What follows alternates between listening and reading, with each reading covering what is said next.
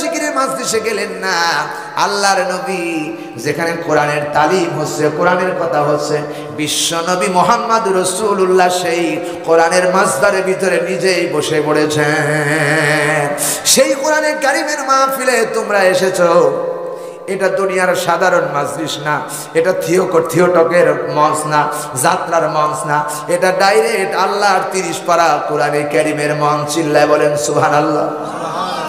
আল্লাহর নবী আরো বলেছেন, যেখানে কোরআনে কারিমের মাহফিল শুরু হয়ে যায়, ওই দিন থেকে কোরআনে কারিম দিয়ে যখন আলোচনা শুরু হয়ে গেল, রাসূল পাক বললেন ওই দিন থেকে 40 দিন পর্যন্ত এলাকার যত কবর আছে, খুদার কসম করে বলি, নবী বলেছেন চতুর্দিকের কবরের সব আযাব 40 দিনের জন্য আল্লাহ বন্ধ করে দিয়েছেন।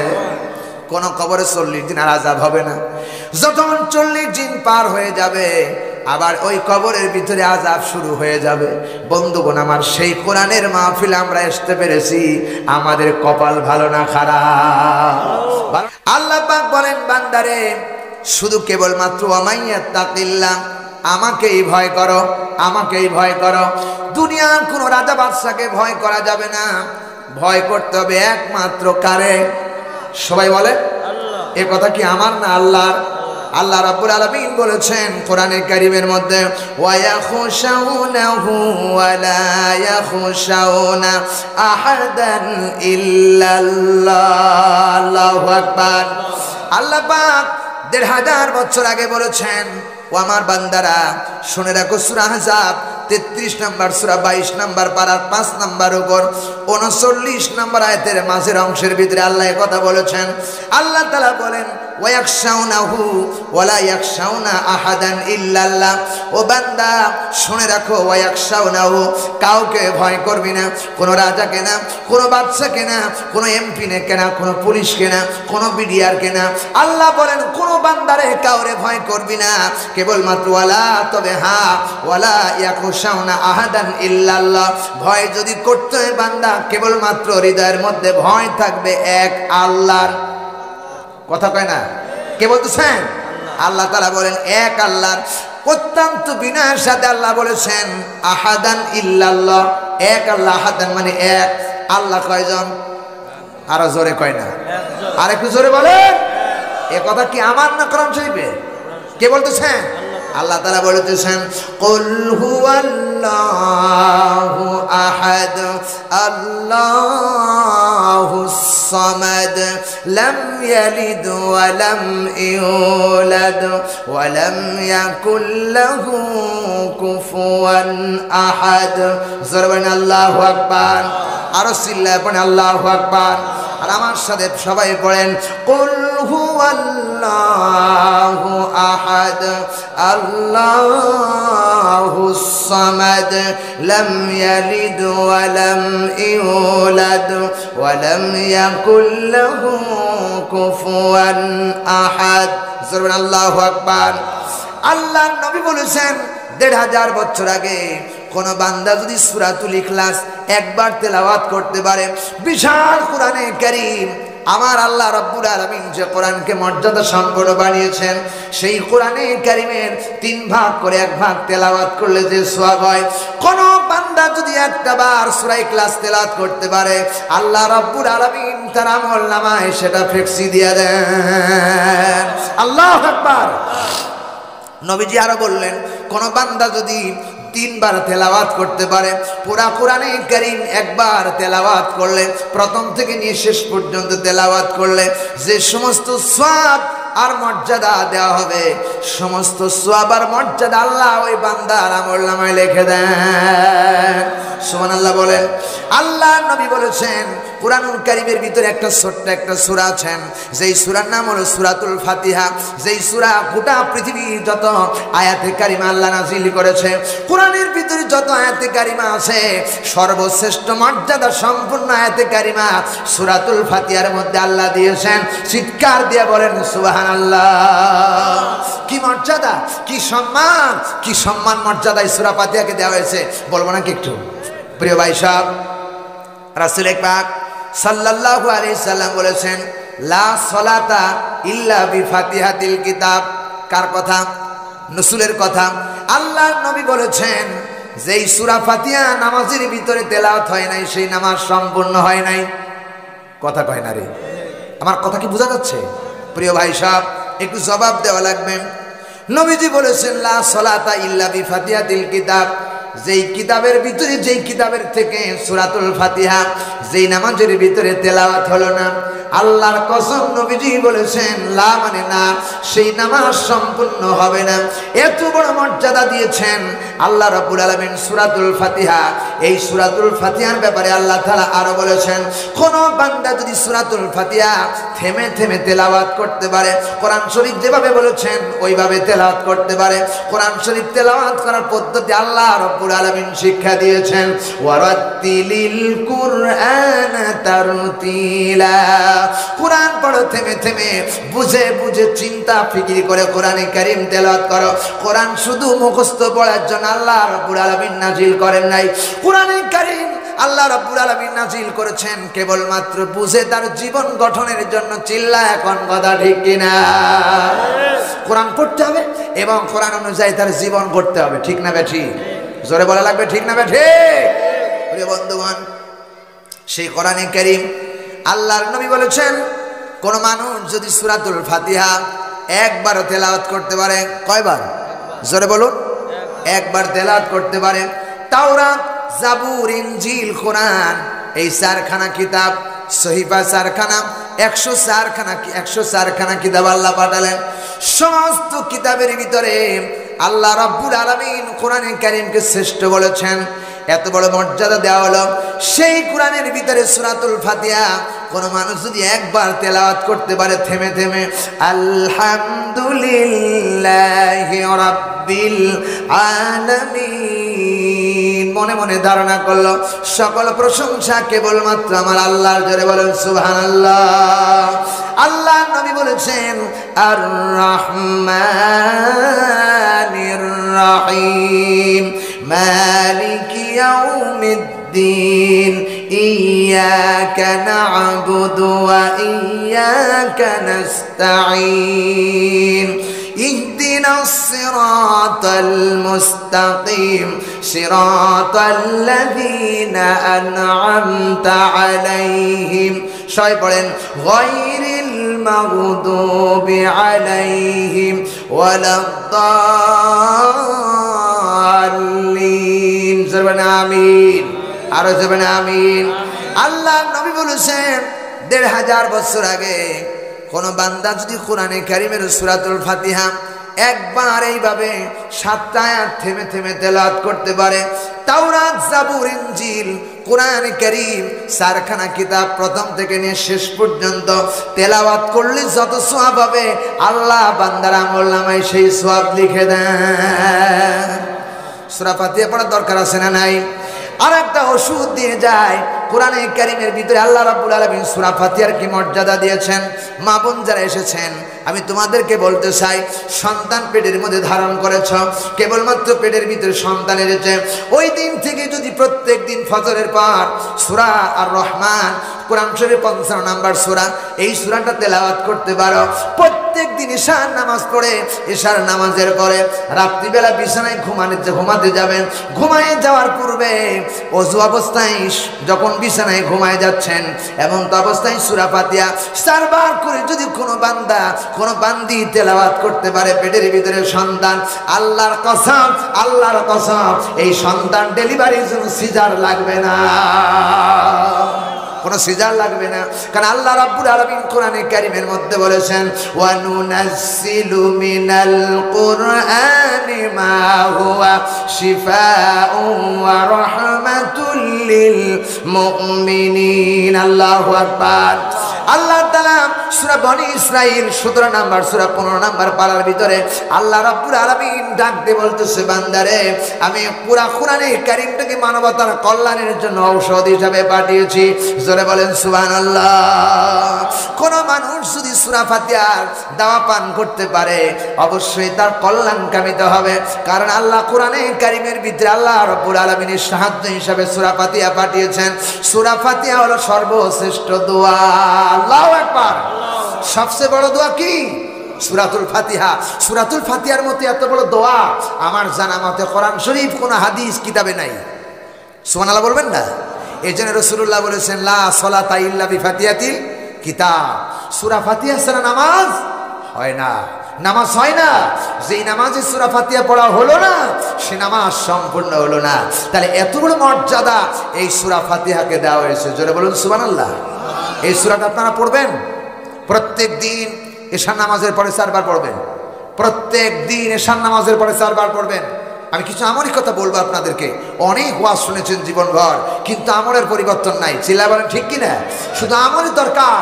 কান সু হয়ে গেছে, আজ সুর দিতে পারলেই ভালো। এক একটা সুর এখান থেকে নিয়ে এক সুরে 1.5 ঘন্টা কেটে যাচ্ছে। সুর দিতে পারলে মনে করে বক্তা খুব ভালো, ঠিক না ঠিক?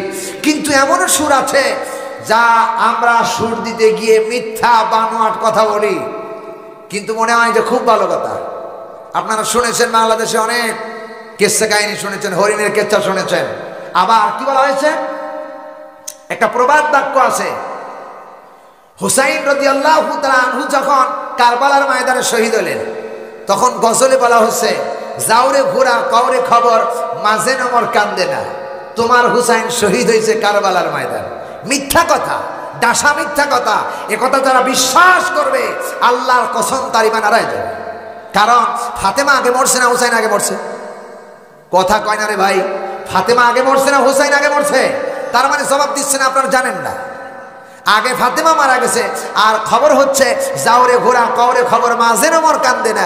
হুসাইন শহীদ হয়েছে কারবালার ময়দান। প্রিয় ভাই সব, তাহলে কথাটা বানোয়াট মিথ্যা কথা।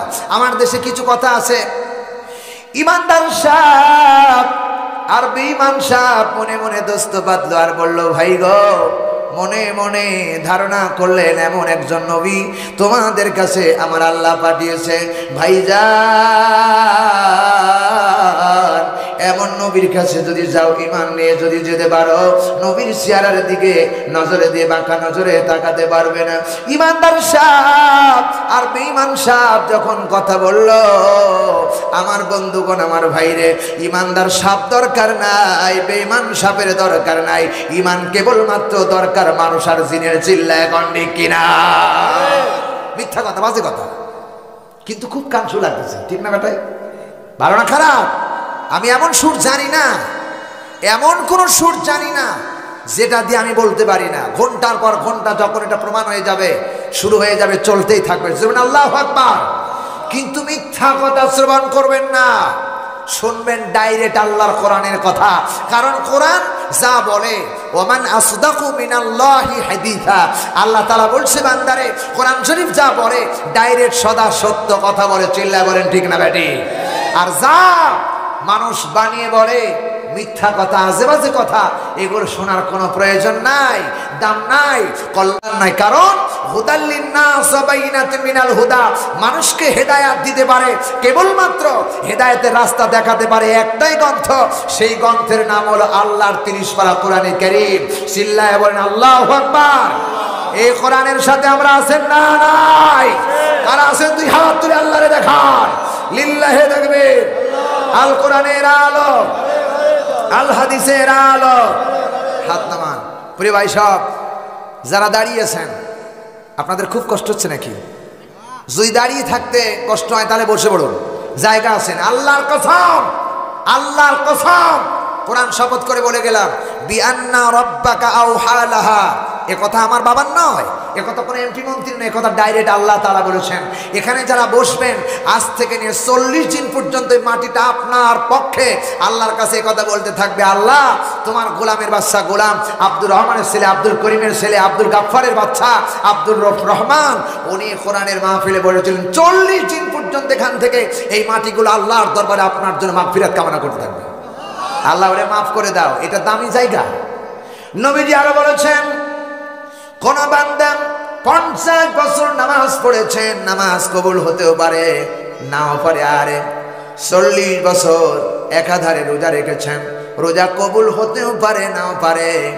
নবীজি আরো বলেছেন, আমার বন্ধুগণ, কোন মানুষ 40 থেকে 60 বছর নফল ইবাদত করেছেন, কবুল হতেও পারে নাও পারে, কিন্তু আল্লাহর নবী বলেছেন কোন বান্দা যদি কোরআনে কারীমের মাহফিলের জন্য 1টা ঘন্টা কোরআনের মাহফিলে ব্যয় করতে পারে তার আমলনামায় অন্তত 500 রাকাত নফল কবুল নামাজের সওয়াব আল্লাহ রাব্বুল আলামিন তার আমলনামায় জমা করে দেন। আরেকটু আসতে বলেন।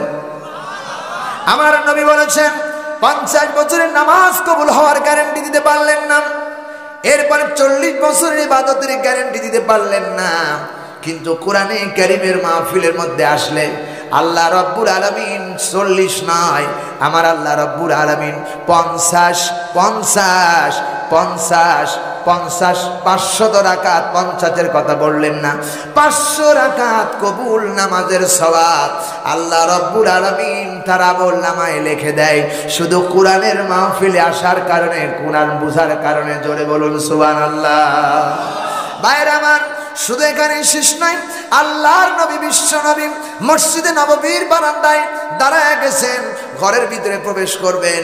আহারে, যেই মসজিদে নববীর মর্যাদা বাড়ায় দিয়েছেন আল্লাহর নবী, যেই মসজিদে নববীতে তৈরি করেছিলেন সেই মসজিদে নববীর বারান্দায় রাসূলুল্লাহ কেবলমাত্র তাশরিফ আনলেন, ঘরের ভিতরে প্রবেশ করবেন।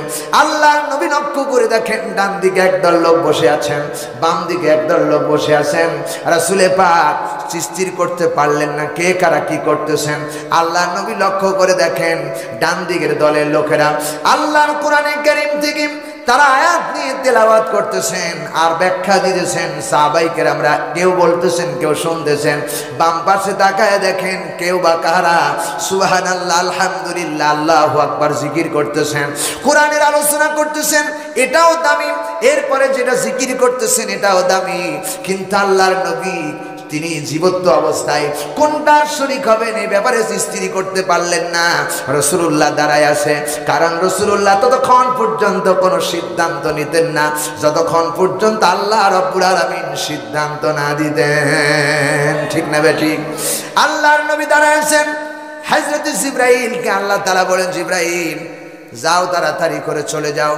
জিবরাইল বলে, ইয়া রাব্বুল আলামিন কোথায় যাব? জিবরাইলকে আল্লাহ বলেন, জিবরাইল রে, আমার রাসূল এখন মসজিদে নববীর বারান্দার ভিতরে দাঁড়ায় আছে। মসজিদের ভিতরে 2টা দল অবস্থান করতেছেন, কোন দলে রাসূলুল্লাহ শামিল হবেন স্থির করতে পারলেন না। জিবরাইল, আমার পক্ষ থেকে আমার রাসূলকে শোনায়া দাও। হযরত জিবরাইল বললেন, রব্বে কারীম, আমাকে কি নিয়ে যেতে হবে বলেন? আল্লাহর ফেরেশতা যখন একথা বললেন আল্লাহ তাআলা বললেন, জিবরাইল রে, আমি কোরআন শরীফের এক টুকরা আয়াতে কারিমা তোমারে, ছোট্ট একটা আয়াতে কারিমা তোমারে দেব, আমার রাসূলকে শোনায় দিলে আমার রাসূল বুঝে ফেলবে। আল্লাহর নবী দাঁড়িয়ে আছেন, হযরত জিবরাইল ওই নিয়ে আসলেন, নহি নিয়ে আসে রাসূলুল কানের ভিতরে শোনায় দিলেন, হুয়া খায়রুম মিম্মা ইয়াজমাউন। আল্লাহু আকবার। আমার বন্ধুগণ, সূরা ইউনূসের ভিতরে 10 নম্বর সূরা আল্লাহ রাব্বুল আলামিন সূরা ইউনূসের ভিতরে কথা বলেছেন, ওয়া খায়রুম মিম্মা ইয়াজমাউন। ও নবী, আপনি কেন রাস্তার মাঝে দাঁড়িয়ে আছেন? আপনি কেন মসজিদের দরজার সামনে দাঁড়ায় আছেন? আল্লাহর নবী গো শুনে রাখেন, আমি আল্লাহ রাব্বুল আলামিন এত মর্যাদা কোরআনে কারীমকে দিয়েছি, এই পৃথিবীতে যা আছে যত বান্দা আছে সব বান্দাগুলো সব কিছু একত্র করলো। একজনের 10 তলা বিল্ডিং আছে, আর একজনের 500 বিঘা জমি আছে, এমনকি আকাশ আর জমিনের সব সম্পদ যদি একত্র করে দাও, আল্লাহর নবী গো শুনে নেন, হুয়া খায়রুম মিম্মা ইয়াজমাউন, সমস্ত কিছু জমা করেছো তার চাইতে আল্লাহর 30 পারা কোরআন আল্লাহর কাছে অনেক দামি। আল্লাহু আকবার। কোরআন দামি, হুয়া খায়রুম মিম্মা ইয়াজমাউন। যা কিছু জমা করছো বান্দা সব সাথে কোরআনে কারীম শ্রেষ্ঠ। রাসূলুল্লাহ আর দাঁড়িয়ে থাকলেন না, জিকিরের মাজলিসে গেলেন না। জিকির করাও ভালো, কারণ জিকিরের কথা আল্লাহ কোরআন শরীফে আছে না নাই? আছে না নাই? আমার ভাইরা, এরপরে রাসূলুল্লাহ জিকিরের মাজলিসে গেলেন না। আল্লাহর নবী যেখানে কোরআনের তালিম হচ্ছে, কোরআনের কথা হচ্ছে, বিশ্ব নবী মুহাম্মদ রাসূলুল্লাহ সেই কোরআনের মাজদারের ভিতরে নিজেই বসে পড়েছেন। সেই কোরআনের কারীমের মাহফিলে তোমরা এসেছো, এটা দুনিয়ার সাধারণ মাজলিস না, এটা থিওটকের মঞ্চ না, যাত্রার মঞ্চ না, এটা ডাইরেক্ট আল্লাহর 30 পারা কোরআনে কারীমের মঞ্চ। চিল্লায় বলেন সুবহানাল্লাহ। আল্লাহর নবী আরো বলেছেন, যেখানে কোরআনে কারীমের মাহফিল শুরু হয়ে যায় ওই দিন থেকে কোরআনে কারীম দিয়ে যখন আলোচনা শুরু হয়ে গেল, রাসূল পাক বললেন ওই দিন থেকে 40 দিন পর্যন্ত এলাকার যত কবর আছে, খুদার কসম করে বলি, নবী বলেছেন চতুর্দিকের কবরের সব আযাব 40 দিনের জন্য আল্লাহ বন্ধ করে দিয়েছেন। কোন কবরে 40 দিন আর আযাব হবে না। যখন 40 দিন পার হয়ে যাবে আবার ওই কবরের ভিতরে আযাব শুরু হয়ে যাবে। বন্ধুগণ আমার, সেই কোরআনের মাহফিলে আমরা আসতে পেরেছি, আমাদের কপাল ভালো না খারাপ? ভালো না খারাপ? যারা আসতে পারে নাই তাদের কপাল পোড়া। যারা এখনো দোকানে চাষটালে ঘোরাফেরা করতেছেন, আমার বিশ্বাস এদেরকে শয়তান প্রাণ দিচ্ছে আর বলে মাইকের আওয়াজ যাচ্ছে, শোনা যায়, খবরদার যাওয়ার দরকার নাই। এই মাজলিসের ভিতরে যদি 1 ঘন্টা বসতে পারো, আল্লাহর কসম করে এখান থেকে তওবা করে যদি বাড়ি যাও, আমি ঘোষণা দিলাম রাস্তার ভিতরে যদি ইন্তিকাল হয়ে যায়, আল্লাহ তোমার শাহাদাতের মর্যাদা দিয়া দিবেন, জীবনের সব গুনাহ খাতা মাফ করে দিবেন। এত মর্যাদা সম্পন্ন কোরআনে কারীমের মাহফিল। এই কোরআনে কারীমের মাহফিল আমরা 17 বছর শুনতে পারি নাই ঠিক মতো। চিল্লায় গন্ডি কিনা? 17 বছর কারো বান্দারা মাফ করে দেন নাই। মাইক হারায় গেছে, বক্তা হারায় গেছে, বক্তাকে হ্যান্ডকাপ লাগায় জেলখানায় বন্দি করা হয়েছে। কথা বলে না ঠিক না বেটি? কারা করেছে বলুন? যারা করেছে আমার মতো দাড়িওয়ালা মানুষ, আমার মতো টুপিওয়ালা মানুষ, আমার মতো জুব্বাওয়ালা মানুষ। এরা মানুষ রূপে আস্ত শয়তান। ভাইরা আমার, কোরআনে কারীমের মাহফিল আমি দেখেছি, আমার নজরে দেখেছি, বৈশাখ মাসে যখন কোরআনে কারীমের মাহফিল আমাদের থেকে বিভিন্ন জায়গায় দাওয়াত থাকেন, আবার অনেকগুলো বন্ধ হয়ে যায়, মাহফিল করে বাড়ির দিকে রওনা হই। বৈশাখী মেলা ওপেনে চলতেছেন, গান বাজনা চলতেছেন, কোনো অনুমতি লাগে না। 17 বছর কোরআনের মাহফিল অনুমতি ছাড়া করতে পারি নাই। ঠিক না ভাই? যারা এগুলো বন্ধ করেছে, বিশ্বাস করো এই কোরআনে কোরআনে কারীমের মাহফিলে পরে 144 জারি করেছে। আমার বিশ্বাস এরা আবু জেহেলের উত্তরসূরি। বন্ধুগণ আমার, সুতরাং এই কোরআনের এত দাম দেওয়া হয়েছে, এত মর্যাদা দেওয়া হয়েছে। সেই কোরআনে কারীমের ভিতরে আল্লাহ রাব্বুল আলামিন বলেছেন, বান্দারে ওয়া মাইয়াত্তাকিল্লাহ, আমাকেই ভয় করো, শুধু আমাকেই ভয় করো, শুধু আমাকেই ভয় করো না। ওয়ায়াখশাউনাহু ওয়ালা ইয়াখশাউনা আহাদান ইল্লাল্লাহ, বান্দারে দুনিয়ার কাউকে ভয় করবি না, আমি আল্লাহ রাব্বুল আলামিনকে ভয় করবি। চিল্লায় বলেন সুবহানাল্লাহ। বলতেছিলাম এক আল্লাহরে ভয় করবি। সূরাতুল ইখলাস থেকে শুরু করেছিলাম। সূরা ইখলাসের ভিতরে আল্লাহ তাআলা বলতেছেন, বান্দারে এক আল্লাহরে ভয় করবি। আল্লাহ কয়জন? আসতে বলেন কেন কয়জন? আল্লাহ বলেন কুল হুয়াল্লাহু আহাদ, ও নবী আপনি বলে দেন আল্লাহ এক, অদ্বিতীয়, আল্লাহর কোনো শরীক নাই, আল্লাহর কোনো অংশীদার নাই, আল্লাহ একক। আল্লাহ তাআলা বলতেছেন আল্লাহুস সামাদ, আর আমি কারো মুখাপেক্ষী না। এই পৃথিবীতে রাজা বাদশাহ যেই যাই হোক না কেন, সবাই ফকির, কেবলমাত্র একজন ব্যক্তি ধনী, তিনি হলেন আল্লাহ রাব্বুল আলামিন। চিল্লায় বলেন ঠিক কিনা? কেমন ধনী আমার বন্ধুগণ? বাদশাহ সুলতান মাহমুদ তার রাজত্ব চালাচ্ছিলেন। এমন সময় ওই এলাকার একজন দরিদ্র মানুষ, ফকির যাকে বলা হয়, কাদের ভিতরে একটা ঝুলা নিয়ে বাদশাহ সুলতান মাহমুদের কাছে গেলেন কিছু চাইবার জন্য। দরজার সামনে দাঁড়ায় আছেন, আর লক্ষ্য করে দেখেন বাদশাহ সুলতান মাহমুদ আল্লাহরে সিজদা দিয়া, সিজদা তুলে দুখানা হাত উত্তোলন করে চোখের পানি ফেলাইয়া দুইটা চোখ দিয়ে পানি বন্যার মতো ফেলাইয়া আল্লাহর কাছে কি যেন চাইতেছেন, আর বারবার ডাকতেছেন, মালিক তুমি আমারে কিছু দাও। চাইতেছেন, ফকির বেটা হতবাক হয়ে গেছেন। সুলতান মাহমুদ তিনি নামাজ শেষ করলেন, দোয়া শেষ করলেন, এমনি সময় ফকির বেটা তার বাড়ির পাশে থেকে চলে যাচ্ছিলেন। সুলতান মাহমুদ ডাক দিয়ে বলেন, ফকির বেটা একটু দাঁড়ায়া যাও, একটু দাঁড়াও। ফকিরকে বলা হলো দাঁড়ায় যাও। ফকির বেটা দাঁড়ায় গেছেন। এমন সময় ডাক দিয়ে বলে, সুলতান মাহমুদ ডাক দিয়ে বলে, ফকির বেটা তুমি কেন এসেছিলে? বলে আপনার কাছে, আপনি একজন রাজা, একটা বাদশাহ, আপনার কাছে কিছু নেবার জন্য আসছিলাম। জানি যদি বাদশার কাছে জিগিরি দিতে পারি, বাদশার কাছে কিছু বলতে পারি, আমারে অনেক কিছু দেবে। এই জন্য সুলতান মাহমুদের কাছে এসেছিলাম কিছু চাইবার। ফিরে যাচ্ছ কেন? চাইলা না কেন? ফকির বেটা ডাক দিয়ে বলেছেন, ও বাদশা, ও বাচ্চা সুলতান মাহমুদ, আমি যখন তোমার ঘরের দরজার পাশে দাঁড়ায় গেছি, লক্ষ্য করে দেখতেছি তুমি সিজদা দিলা। সিজদা দিয়া উঠাইয়া দুইটা হাত বাড়াইয়া যেন কার কাছে কি চাইতেছিলে, আমার নজর ফুরে গেছে, আমার বিবেক ফিরে গেছে। যেই বাদশা অন্য বাদশার কাছে চাইতে পারে, আমি ওই বাদশার কাছে আর কিছু চাইবো না।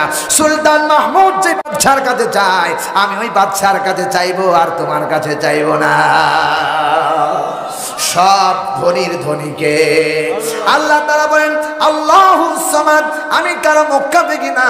যা দেওয়ার প্রয়োজন, যা বান্দার প্রয়োজন, সব আমার কাছে আছে।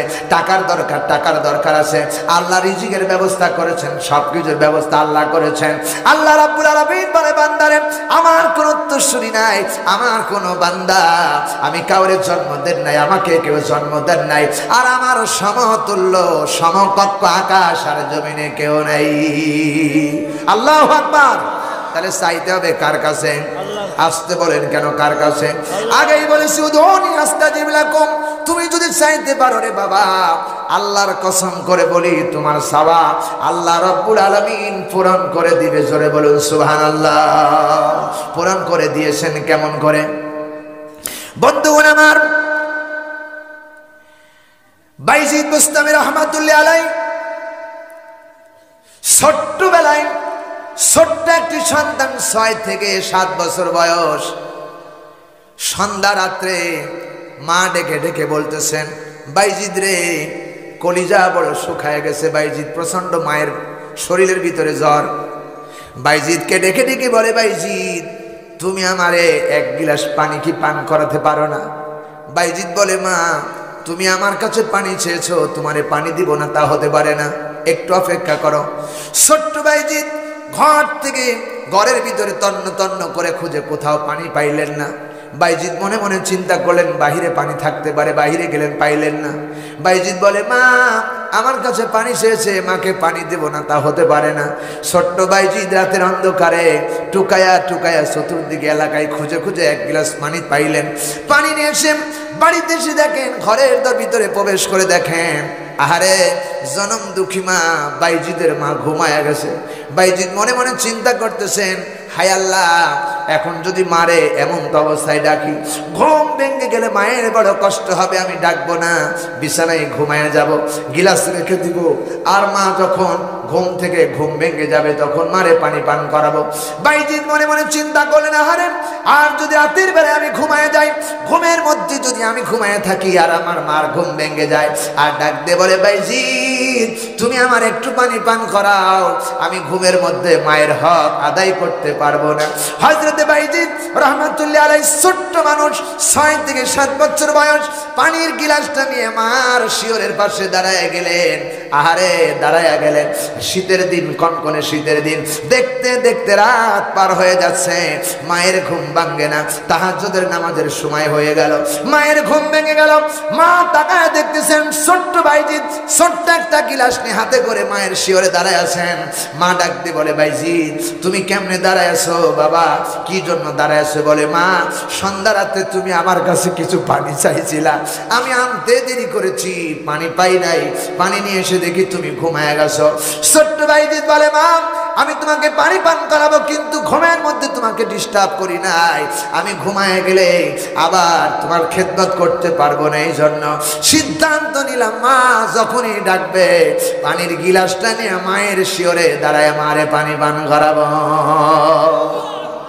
বন্ধুগণ আমার, ছোট্ট বাইজিদের হাত থেকে পানি মা পান করলেন। পানি পান করার পরে এবার বাইজিদকে কুম্বল দিয়ে বিছানার মধ্যে শোয়ায় দিলেন, জড়ায় শোয়ায় দিলেন। হযরতে বাইজিদ ছোট্ট মানুষ ঘুমায়া গেলেন।